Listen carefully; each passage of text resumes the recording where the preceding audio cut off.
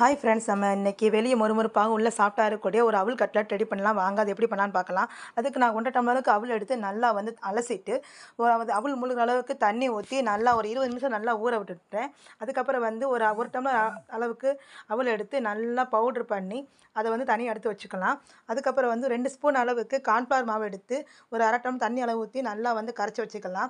அதுக்கப்புறம் வேக வச்ச உருளைக்கிழங்கு, அதுக்கப்புறம் 2 வெங்காயம், 2 பச்சை மிளகாய் நல்லா சின்ன சின்ன நறுக்கி அதையும் போட்டு, அதுக்கப்புறம் நம்ம எடுத்து வச்ச அவலையும் போட்டு 1 ஸ்பூன் அளவுக்கு இஞ்சி பூண்டு பேஸ்ட்டு, 2 ஸ்பூன் அளவுக்கு அரிசி மாவு எல்லாம் போட்டு நல்லா டிப் பண்ணி அவலை டிப் பண்ணி எடுத்து நம்ம சேலான் பண்ணி தான் பண்ண போகிறோம். இப்போ என்ன பண்ண போகிறோம்னா, தோசைக்கல்லை அடுப்பில் வச்சுட்டு எண்ணெய் ஊற்றிட்டு நம்ம எடுத்து வச்ச இந்த கட்லெட்டை நல்லா ஃப்ரை பண்ண போகிறோம். 2 பக்கமும் மீடியம் ஃப்ளேமில் வச்சு நல்லா திருப்பி திருப்பி போட்டு ஃப்ரை பண்ணுங்கள். ஒரு 10 நிமிஷத்துக்கு சூப்பரான என்னோட ஸ்டைலில் அவல் கட்லட் ரெடி ஆயிடுச்சு. இது கலர் மாறாமல் வெளியே மொறுமொறுப்பாகவும் உள்ள சாஃப்டாகவும் இருக்கும். இது குழந்தைங்க ரொம்ப பிடிக்கும். செஞ்சு கொடுங்க. தேங்க்யூ.